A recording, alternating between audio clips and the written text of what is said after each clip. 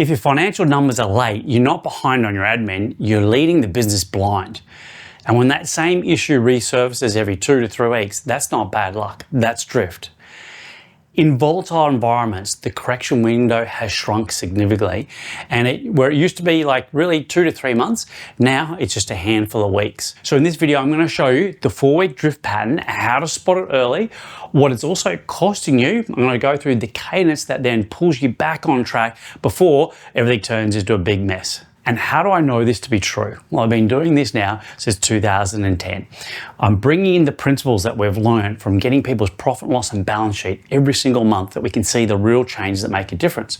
I'm also bringing in, my background was as a dentist, I'm bringing in the professional side, and also 18 years as a commander in the Australian Navy. These principles and robust principles are what we're going to be going through today. And they're especially important if your business is beyond $2 million. The bigger the business is, the drift is easier to hide, but it's also small enough that the drift kicks in, but it doesn't kick in until it's too late, and it usually kicks in for the back pocket for the owner. And if you want a co-pilot to tighten this properly for you straight away, then there's a link below. You can book a growth driver call. We're going to do a demo of that and show you how you can put it in place into your business. The reason drift is so dangerous, especially if your business is above 2 million, is really simple. And that is, the revenue can look okay, but underneath, the business is quietly getting a little sloppier and a little looser. So that's what we want to go through and have you understand. Drift starts when the business stops doing course correction on a fixed cadence. And what happens is, the business is big enough at that stage, certainly if you're beyond $2 million, that it's got enough moving parts, enough small moving parts that they compound over time. You know, for example, getting your financials, getting your numbers, getting your even your marketing numbers, and not getting them on time means that the leader is forced on gut leadership when you're making your decisions, rather than by decision grade visibility. Yeah, and gut leadership creates a reactive decision-making environment. There's no clean sort of trade-off to that. Reactive decisions creates more exceptions, more rework, more noise, and the noise, particularly from you as a leader, but also through the team, interrupts the team's ability to execute cleanly. They get mixed signals. The owner can often sense that. They go, oh my God, things are not going right. And so they step in and they want to protect the standards. But what happens is their intention is pure and it's on track, except what happens is the execution is that the team now gets conditioned. Oh, when things are not on track, the owner is going to step in, so I may as well not even worry about it anyway. And then all of a sudden, you're now conditioning the team to not actually own an area, and that is because we just didn't have an execution rhythm. So we want to get into this again and just thinking about what happens is, because drift hides because everyone's busy. I'm going to say in your company, your team, everyone's working hard, they're putting some effort. I'm going to put that as a guiding principle, otherwise I probably wouldn't be with you. The calendars look full. But drift becomes visible when you really see it is when cash starts to tighten, when you see a few quality issues, or when you have a key person start to wobble in your business. And what happens is, in the past, that correction window used to be like 2 to 3 months, and then you could fix it. You know, momentum might be kicked in, but you can bring it around. The truth is now it's not the case anymore. If you're reacting today from what happened 1 or 2 months ago, you're just going to be left behind. The truth is you can't tell whether you're winning or just moving forward. The big thing you see happening is people make some big calls, some bold calls on incomplete information. And where it really hits hard is when they've had some really good wins and they go, yes, I'm just going to double down, and they do it on incorrect information. Because this is a kicker, write this down. Whenever you hear this, write this down. That is, the seeds of failure are sown at the height of success. The seeds of failure are sown at the height of success. So what happens is business is going well, and then all of a sudden they get whacked. And then this is why we know that statistically, that for businesses that go from across what's called the desert, from $4 million and above, out of every 7 businesses that go from $4 million above that, 6 of them go backwards or out of business. It's a big deal. What's the reason for that? Is what happens is if the consequence of not having a cadence on which they're looking at their decision making, then you easily lose a heap of time. But the big thing, the real cancer that sets in, is you burn trust with your team because the standard starts to change, and then it becomes more on the mood of the team and also you and the key leaders. So the mental model I'd like you to have around this is imagine you're flying a jet fighter and you're flying and you go into clouds, but you don't have any instruments. It feels like you're going straight and it feels like that everything's going well, but the truth is you can be drifting hard and then boom, all of a sudden you hit something on the other side, which you don't want to, and it ends up being a catastrophe. So we don't want that to be the case, and we don't want that to be the case for you. Drift isn't dramatic, it's quiet. Late numbers are a giveaway because they force you to lead blindly. Late numbers create loud problems. And if that's true, then the next problem is how do you know you're drifting before it shows up as a crisis? How do you know you're drifting even before you know that you haven't done your numbers? That's what I'm going to go through now. You don't need a new plan. You need a drift diagnostic you can run in 5 minutes. Here's the 5-minute drift diagnostic. First one is signal number 1. The same issues resurface every 2 to 3 weeks, but slightly rebranded. Now, what's the mechanics of what's going on there? Well, number 1, the issue isn't solved. It's not patched. There's no owner, there's no deadline, and there's no standard. And here's what your team's thinking. Hey, we've talked about this before. Becomes the finish line. Yes, I'm sure we've talked about it, but what have you done? The other thing we see around that is the business confuses discussion with decision. Have you ever done that? Where we go to discuss and we go away and go, what actually did we decide? What are we actually doing? That's signal number 1. If that kicks in, if you hear that happening, just know that drift is kicking into gear. What's signal 2? Signal 2 is key people are busy. They're busy all the time, but the outcomes they're delivering are just a bit fuzzy. What does that look like? Well, what we see generates or creates that is the activity replaces ownership when success measures aren't explicit. So people are very busy, especially if they've got high intentions to serve, but the metrics aren't specific, so they don't know. A bit like what I say to this is they're shooting darts in the dark, and they don't know if they're on track or off track. And the business becomes, or the busyness becomes a shield because nobody can point to a defined result. That's signal 2. Signal 3 is decisions are slow and then they're rushed. It takes a long, long, long time. Oh my God, we need this decision. And then we need to get in there and make them happen. So what happens in that situation is slow happens when no one is clear who is meant to decide. But rushed happens when the reality forces the decision and you go, oh man, I've got to get in and we've got to make it happen. And you end up paying for quality, either paying too much for a contract or someone else, or you have to get it done and you ship it, but it's not shipped well. Signal 4, the founder keeps stepping back in to fix quality. So what's going behind the scenes here? Well, what happens is stepping in feels like the responsible thing to do for the owner. But what it does, it trains team to wait it out. Not that they're meaning to do it, but just what happens through the unconscious part of their brain. What it also does is it hides the real constraint, because your heroics is the mask to a bigger problem. And how we see this come up, if you think about this, is the symptoms you see would be, 1, you're repeating the same advice that you're giving to your team members over and over again. Second thing is your team asks you for approval instead of presenting a recommendation. Hey, here's our one big problem, here's our three solutions, and here's our one recommendation. It's the 1-3-1. Or you end up being surprised by the numbers and you go, oh man, I should have seen that coming. It's like, no, I got whacked and the profit's not nearly what it should have been.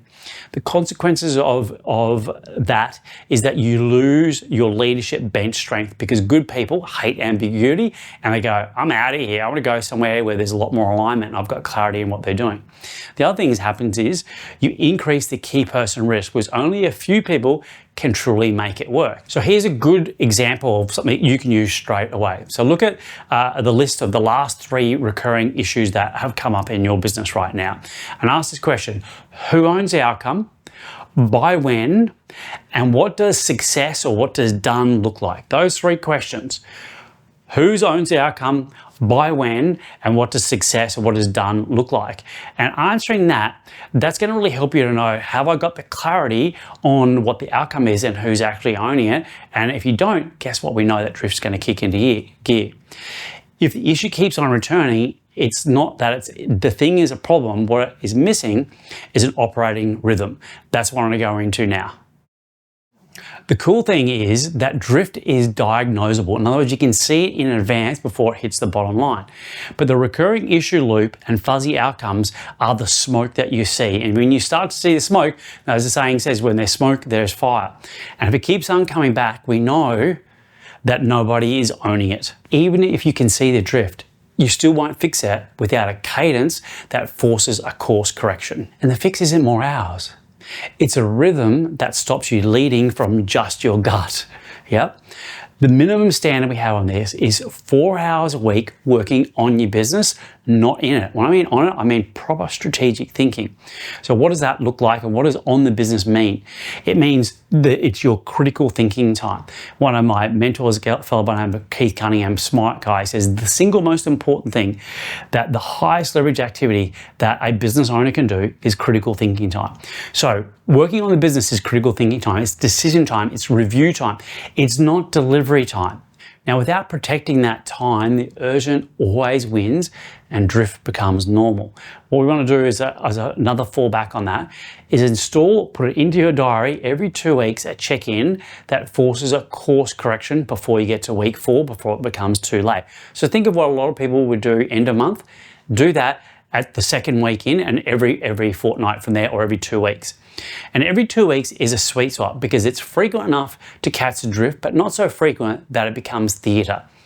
The check-in agenda is really, really simple. Let me go through it, get your pen and paper ready, or save this video so you can come back to this when you're writing your agenda out. So let's go through it. First one is look at your numbers. So financial numbers, where are we going? What's our 13-week rolling cash flow forecast look like? What are our marketing numbers? What's our leads? What's our conversions? What are coming on? Then you want to look at, well, what's our priorities? Now, even think of this, well, what's our priority? Even the word priority, if you go back to its original definition, a priority just means one. So technically speaking, there's no such thing as priorities. There's one thing that's most important. So think about, what is the priority in the company right now? Who owns the outcomes, and what are the standards that we want to keep? So you put those into an agenda and go and tick those off, you're going to stay on track. So what are we thinking about this is we want to be data-driven, not drama-driven. We want to have the numbers first because they remove emotion and they stop the story-based decision that people kick into gear, especially the founder of the business. So the next thing is when we look at the priority, the reason we do that is because resource allocation is one of the most important tools as a leader, and you can only execute like 1, 2, maximum 3 things at any one time. The other part is understanding ownership. And I understand that because whenever people use the word we, or we're owning the outcome, what we know is the outcome is most likely going to die. It's really one person. You want to have one throat to choke, is the saying. I have to say I don't like the saying, but that whole principle, like one person you're going to go to, that's what ownership is all about. And what the next thing is then looking at the standards, because standards last because quality must be defined, not assumed. So once you get you know what you want, and then you go, right, here's a standard for us to help us to deliver that. So what this does is it helps you to make decisions instead of going, oh my God, we're going to rush to get it done, or the decision takes too long. By having the rhythm of making decisions, it helps to clarify that. It means you're always moving through. The bottlenecks don't stay there. They're constantly moving through. What it also does is it helps key people to stop hiding in the busyness of activities because outcomes get named and they get tracked. What it also does is helps for recurring issues to stop resurfacing because there is an owner and a definition of done or definition of what completion looks like. Now, what happens if you don't do it though? The busyness trains itself to operate in an adrenaline junkie-led business, and you're always in cleanup mode. And if you don't do it, you're just going to be stepping back in all the time, and that just blocks true leaders from doing the thing they want to do. They want to have the free thinking to be thinking about the future, what's going on, not be caught back into the admin operational activities that are important but don't really light them up. And the mental model I love you to have on this one is course correction, like the constant course correction beats motivation every day. The business doesn't need hype. What it needs is calibration. And so I want to get into talking about how we do even more on the calibration. A fortnightly course correction plus a 4 hours a week working on your business is the simplest way to stop a 4-week or bigger drift. Drift doesn't need some big breakthrough to break it. It needs a cadence to do that. And this is why just hiring someone to get this sorted and we just need an operations person or an integrator to kick into gear, that doesn't fix it. If the rhythm is missing, you're just adding another person into the fog, and that's costly and it's expensive, and after a while it just becomes super duper frustrating. So if you want help installing a cadence with tight decision-making processes backed by numbers, all you need to do is to book a demo call with us where we go through, it's called a growth driver call, and we'll show you exactly what we do. And we're doing this in 2010, working with over 2,400 businesses. It ain't our first rodeo. And if you can install that, you don't have to do it by trial and error. We've already seen around all the corners and all the drama that people have gone through, and we'll give you the straightest route to success. Okay, let's get on now to big idea number 4. And the fourth idea is understanding that if your key people are just busy and the outcomes are fuzzy, you don't have a capacity problem, you've got an ownership problem. Fuzzy outcomes creep in quite commonly when leaders or people are promoted because of their competence, but also the problem is they're not trained for ownership. And how does that look? How does that come about? Because what we see happens is competent operators default to tasks because tasks feel safe and measurable. They're used to doing these task things. They can feel really busy in the motion. But what ends up happening is that as the stakes and the business gets bigger, then ownership requires certain decision-making ability and certain decision-making muscle. There are certain rights that need to be put in. There are certain boundaries and a really clear scoreboard. Without a clear scoreboard, people optimize for looking useful. And it's not that it's meant to be intentional, it's just human nature. But the problem is for the business is not producing real outcomes. Busy becomes the currency because it's socially rewarded and it's hard to really challenge, and particularly if you see someone's diary. The owner then compensates by checking, reminding, stepping in. And what happens is those check-ins turn into micro-approval loops, which slows everything down. And then people feel like they're getting micromanaged. And then the owner doesn't feel like that things are getting done well enough. And then it ends up being this vicious cycle that kicks into gear. Bottom line is, slow decisions then start happening, and then they end up having rushed execution later on, and quality drops. And it doesn't need to be that way. So how it classically presents is leaders or people in the team bring their problems, not the options to that problems. Or the leaders wait for you in your business to set the standard, then blame unclear expectations of why the result wasn't achieved. Projects never seem to finish, they just kind of fade or they eke out over time. But what the real consequences are is that your leadership bench starts to become shallow. Even though you might have the people there, they're actually not executing at a rhythm that is going to really have the business stay sustainable. No one gets to truly own a lane. And as I said earlier, there's no throat to choke, which is a terrible phrase, but it also gives the idea of like who's actually accountable. And what ends up happening is you become the quality control department for the whole company, and that just gets frustrating, and that's how people get burnt out. So one thing you can do right now is take one role in the business that's giving you the biggest amount of frustration and define very specifically the 3 outcomes that you want to have done in that role in the next 30 days. So simple that a stranger could read it and go, I know exactly what that is and I know exactly what the outcome is. Now, the thinking process you want to have about this is if you can't describe the output, you'll end up managing the input. Because busy is often a sign you haven't made outcomes explicit and enforceable. And here's the kicker. If you can't measure the outcome, you'll end up in managing the person the whole time, and that just gets frustrating. Which now brings us to the real lever. And that is you can't build a leadership bench while you keep rescuing quality. Every time you step back in to fix a quality issue, you're teaching the business a lesson, and just not the lesson you really want it to. Because stepping in feels like leadership because it protects the standards in the moment. But what's really going behind the scenes? In reality, what it's doing is creating a hidden rule. And that is, if we wait long enough, the founder will just jump in and they'll handle it. Seems okay, but that rule destroys initiative and it slows decision-making all across the business. This team starts optimizing for escalation, not resolution. And your best people either burn out because they're carrying the gap, or they disengage and go, man, I'm the one who's carrying the load and all these people are just freeloaders. Now, they don't say that directly, but emotionally, that's what's happening. Not only that, but the business becomes dependent on your nervous system to stabilize the quality. And that's why a lot of people can't take real time off without the business having a little bit of a wobble. How do you know this comes into gear? Is because you're involved in issues you thought you delegated months ago. So one of the symptoms around that is that you notice that quality is inconsistent across your teams or across the different sites, depending who's actually on at that particular time and who's actually working on that project at that particular time. The standards live in your head, not in the everyday fabric of the business. The consequences of that is you end up capping the growth because the business can't replicate quality without your constant input. That also increases the risk because decision-making bottlenecks at one or two key people, and that becomes frustrating, but also they get decision-making fatigue as well. When that kicks into gear, poor decisions kick in. Now, the fix to this is, we're not going to let it fail. Of course you're not going to do it, but the fix is define the standard, define the decision-making rights, and then review on cadence. So the real mechanic that goes behind this is the standards become observable, what good looks like, and then become enforceable, what happens when it isn't met.